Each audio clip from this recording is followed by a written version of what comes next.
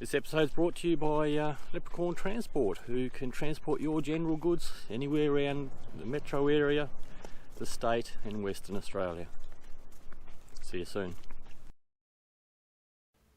You know, I was going to call this series Coast to Coast. Then 2 weeks before we were due to leave, this happened. We received a positive COVID-19 test result. That's right, COVID hit Perth. Great. This meant a last minute change in plans. So the roadblock would be about here. If I take this track down around here... Hey, nothing to see here. But there was no need to plan a secret departure from Perth because the gods, they were smiling on us. It was a day late, but we could finally depart on our travels. But now, what to call the series? Escaping COVID. Nah. What about...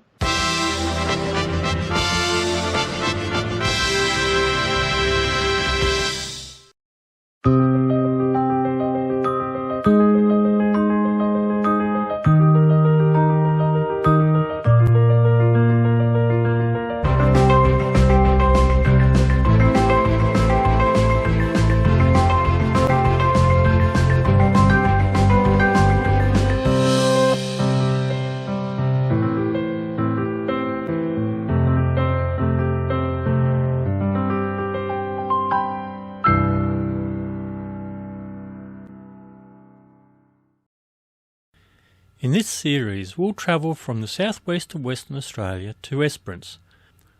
We'll look at some of the things to see and do along this popular route and review the caravan parks that we stay in. So if you're thinking of travelling this way, whether south from Perth, and want some ideas of what's here, we might just have what you're looking for. You right? What happened? Did you fall off? Were you filming? Yep. Oh, fucker. Yes. Did you fall off? G'day folks, how you going? Welcome to my new series of Bush to Beach. Thought I'd give you a rundown of how this series is going to look. We're pretty much going to be following the south coast of Western Australia. So the plan was we were going to start in the Margaret River area at Hamlin Bay, but COVID delayed our departure, so we had to skip that region completely. So we headed straight down to the Pemberton area and spent a few days there before we continued on to Albany. After Albany, we then went on to somewhere that I've actually never been to before, so it was interesting to go and have a look at Bremer Bay. Then after spending the day in Bremer Bay, we then continued on to Esperance, where we spent about another 3 or 4 days there, and that is at the end of this series. Now after each stop, I'll do a separate video on a review of the caravan parks that we'll be staying in. There are heaps of national park and free camping sites throughout the southwest of WA, but for this trip we're going to be using caravan parks, and I hope to come back at a later time without the caravan, and we'll go through and have a look at some of the free camps and the national park camps and see what they have to offer to traveller. But I'll do that without the caravan. Now some of the places that we've gone to, I've done videos on them before, so where appropriate I'll put a link at the top up here to those videos. You can go off and have a look at those, and that saves we have to do the same thing twice. So before we get started, go down the bottom down there, hit that subscribe button and hit the bell next to it, and that will let you know when I upload another video. I don't upload every week, so it's a little bit hit and miss. So that will let you know when a new one is ready to be viewed. Also, while you're down there, hit that thumbs up, because you know you're going to want to, and that really helps the channel out. The more people that hit the thumbs up, the more likelihood YouTube will show my videos to other YouTube viewers, which will increase my viewer count and of course get me hopefully some more subscribers. Alrighty, so that's all the formalities done. Let's get into it. Our story starts with our drive out of Perth, with about 1 million other people. Nah, stuff that.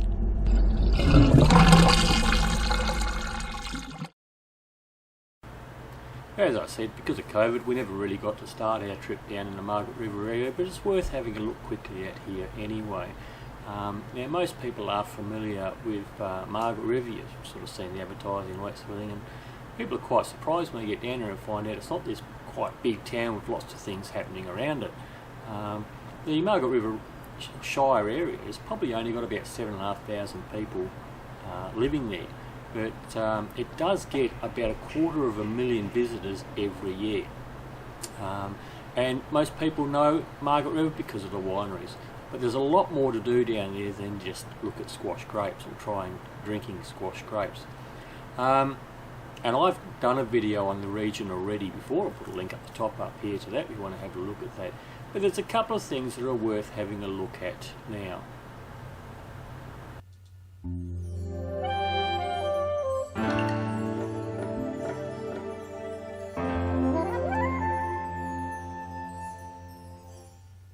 Here you have a pretty good beach area where you can feed the stingrays, just like you feed the dolphins at Monkey Mire.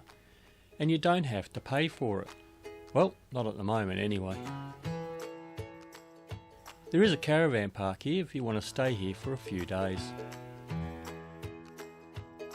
And the sunsets? Just magic. You have the amazing Jules Cave, which I think is worth doing.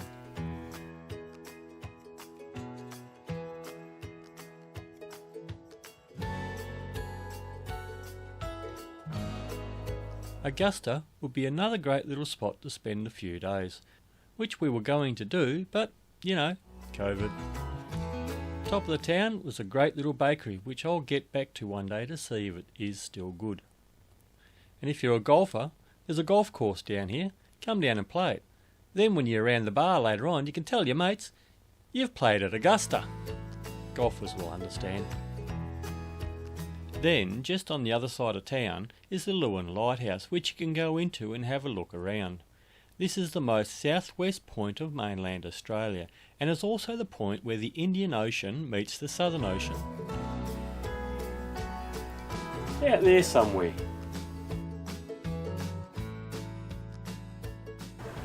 Alrighty, so that's the bits that we didn't get to. Now the bits that we actually did. When we left Perth, we went to a little place just to the east of Bunbury, little place in the Ferguson Valley.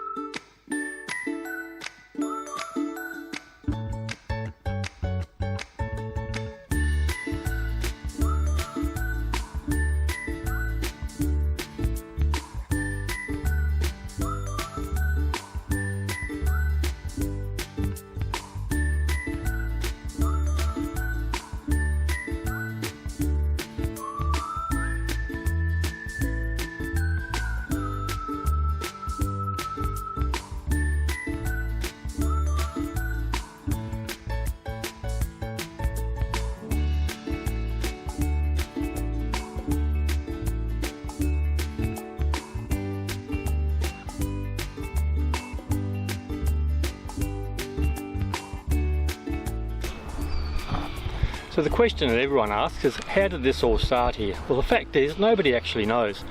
One version was that one day a gnome showed up on the corner here, and that sort of started it off. The next day there was another gnome, next day there was another gnome, which makes sense because they're all here, so obviously one had to show up at some point. But the other version of the story is that this used to be a T-junction through here, and one day the local government decided they wanted to put a roundabout in, and didn't say nothing to anyone. The workers came out and started processing the roundabout, and then one day they came to work, and in the middle here where they had marked out the roundabout, there was a gnome sitting there with a sign saying, "We don't want your stinking roundabout." And so the workers just picked it up and put it to the side of the road, sort of thing. The next morning they came in, and the gnome was back here in the middle, but he had a friend, and so they picked him up put him over there, did their day's work. Next day came in, and then the gnomes were back in the middle here, and they had more friends. So they kept putting them over there, and more friends kept showing up, and they all had signs saying, "We don't want your stinking roundabout." As you can see, the roundabout's still here anyway, and supposedly that's how Gnomesville started.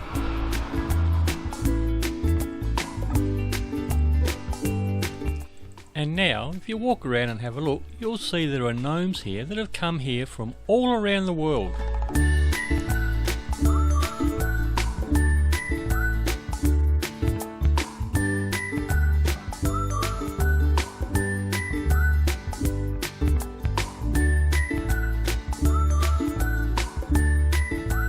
And of course, two of my kids had the need to add to the population.